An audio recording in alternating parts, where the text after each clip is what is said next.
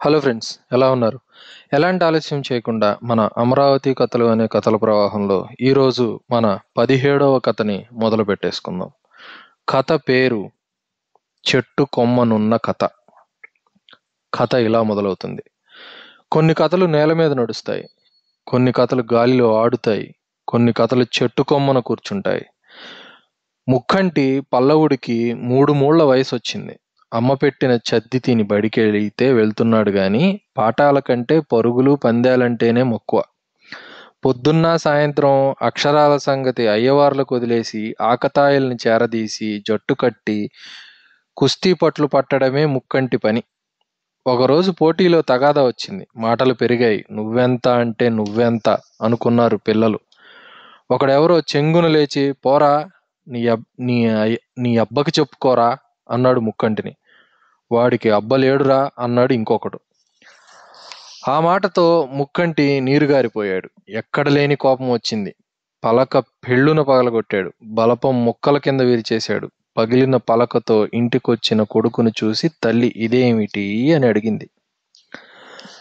బలపం ముక్కలు గుప్పిట్లో పిండుతూ నాకు అయ్యలేడా అమ్మా అని అడిగాడు ముక్కంటి. ఎవరన్నారయ్యా నీకు అయ్యలేడని అంది తల్లి. ఊరువాడ అంతా అంటున్నారమ్మా అన్నాడు ముక్కంటి. వాళ్ళకే సమాధానం చెప్తాను రావయ్యా అంటూ ముక్కంటిని చేయి పుచ్చుకొని నడివీధిలోకి తీసుకొచ్చింది. పెద్ద అరుగు మీద కొడుకును నుంచోబెట్టి పిల్లల్ని పెద్దల్ని అందరినీ కేక పెట్టి పిలిచింది. అలా పోగైన జనసమూహానికి ముక్కంటి జన్మ చెప్పింది. అన్నలారా అమ్మలారా, నా బిడ్డ ముక్కంటికి అయ్యలేడన్నారట. నేనిప్పుడు చెప్తున్నాను, నా బిడ్డకు తండ్రి ఆ అమరేశ్వరుడు.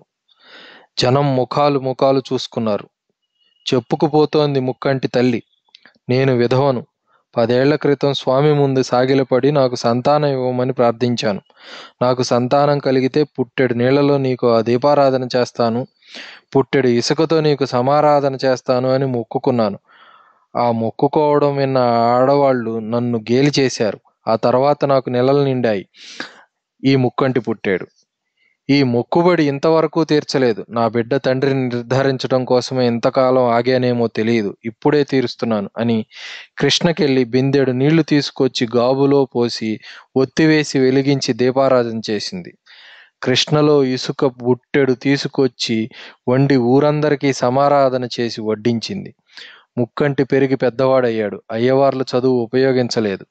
కానీ అలనాటి ఆకతాయి జట్లు ఉపయోగించాయి. ఊరూరా తన సైన్యం పెంచుకొని అప్పటిదాకా పరిపాలిస్తున్న జైన రాజులను వెళ్ళగొట్టి ధరణికోట రాజధానిగా వైదిక రాజ్యం స్థాపించాడు. ఎవరి ముక్కంటి పల్లవుడు? ముక్కంటి పల్లవుడు త్రినేత్ర పల్లవుడు, త్రినయన పల్లవుడు అన్న పేరుగల రాజు కాంచీపురం రాజధానిగా పరిపాలించాడని చరిత్ర చెబుతోంది. ఆ పేర్లతో అనేక మంది రాజులు తెలుగుదేశంలో ఉండేవారని చారిత్రకులు చెప్తున్నారు. ఎవరేం చెప్పినా మన కథ చెప్పుకోవడానికి ఇబ్బంది లేదు. ముక్కంటి పల్లవుడు వైభవంగా వివాహం చేసుకుని రాజ్యపాలన సాగిస్తుండగా ఒకరోజు ఒక సిద్ధుడు ముక్కంటికి ఒక రహస్య మంత్రం ఉపదేశించి ఒక పాదలేపనం అనుగ్రహించాడు. ఆ పాదలేపనం సహాయంతో ముక్కంటి పల్లవుడు రోజు క్షణమాత్రంలో కాశీకి చేరుకొని గంగలో స్నానం చేసి తిరిగి క్షణంలో రాజధాని తిరిగి వస్తున్నాడు. ముక్కంటి భార్య తన భర్త రోజు వెళ్లి గంగ స్నానం చేసి వస్తున్నాడని గ్రహించింది. ఒకనాడు ఆ పాదలేపనం తనకు కూడా అనుగ్రహించమని వేడుకుంది. ముక్కంటి సమ్మతించలేదు. ముక్కంటి భార్యకు తను రోజు గంగ స్నానం చేయాలనే కోరిక అధికమైంది. జైన సిద్ధుల్ని ఆశ్రయించి వాళ్ళ ద్వారా ఆ పాదలేపనాన్ని సంపాదించగలిగింది.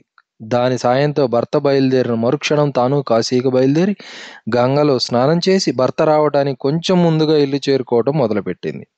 ఇలా కొంతకాలం గడిచింది. ఒకరోజు ముక్కంటి భార్య గంగలో స్నానం చేసి ఒడ్డు మీదకి వచ్చేసరికి వాకిటుంది. వాకిటుంటే ఆ పాదలేపనం పని చేయలేదు. తత్తరపడింది. రాజధాని చేరుకోవటమెట్ట? గత్యంతరం లేక భర్తని వెతుక్కుంటూ ఒడ్డు వెంటనే నడిచి వెళ్ళింది. అల్లంత దూరాన ముక్కటింటి స్నానం ముగించుకొని ఒడ్డుకు వస్తున్నాడు. అంతఃపురంలో ఉండవలసిన భార్య గంగ ఒడ్డున కనిపించేసరికి ఆశ్చర్యపోయాడు. భార్య చేతులు జోడించి వివరం చెప్పి తప్పిదం ఒప్పుకుంది. మార్గాంతరం లేక ఆలోచించమంది.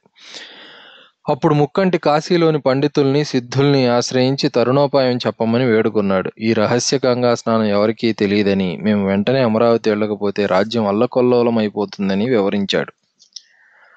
పండిత పరిషత్తు ముక్కంటి దంపతుల్ని వారి తపోమహిమతో వారి రాజధాని చేర్చడానికి ఒక షరతు పెట్టింది. 2 సంవత్సరాల తర్వాత కాశీరాజ్యంలో గొప్ప క్షామం రాబోతుంది. ఆ సమయంలో మేము అమరావతి వస్తాం. మిమ్మల్ని పోషిస్తాను అని గంగలో నీళ్లు వదిలితే రాజధాని చేరుస్తాము అని. ఆ ప్రకారం ముక్కంటి గంగలో నీళ్లు వదలగా దంపతులు రాజధాని చేరుకున్నారు. 2 సంవత్సరాలు గడిచింది. కరువు వచ్చింది. 6,000 కుటుంబాలు కాశీ నుంచి బయలుదేరి నైజాం రాజ్యం గుండా పరిటాల మీదుగా గనాతుకూరు దగ్గరకు వచ్చేసరికి కృష్ణా నది మహోధృతంగా వరదల్లో ఉంది. కృష్ణ దాటడానికి సాధనం లేదు. ఆకలితో అలమటిస్తున్న ఆ కుటుంబాలు ఒక నిర్ణయానికి వచ్చాయి. ఆకలితో ఇక్కడ చచ్చిపోవడం కంటే కృష్ణలో దూకి ఆత్మహత్య చేసుకుందామని కృష్ణలో దూకారు. కృష్ణ 2 పాయలుగా విడిపోయి వాళ్లకు దోవ ఇచ్చింది. నడుచుకుంటూ అమరావతి వచ్చి ముక్కంటిని ఆనాటి వాగ్దానం నిలుపుకోవలసిందిగా కోరారు. ముక్కంటి వారందరినీ ఆదరించి వారికి మాన్యాలిచ్చి పోషించినట్టు శాసనం ఉంది. ఎక్కడ ఉంది ఈ శాసనం? ఏ ఇంటి పునాదిలోనో ఏ భూగర్భంలోనో. ఇది పుక్కిటి పురాణం కావచ్చు, కట్టుకథ కావచ్చు. ఆ శాసనం దొరికి పలికితే తప్ప చెట్టు కొమ్మనున్న కథ చేతికందదు. కథ సమాప్తం.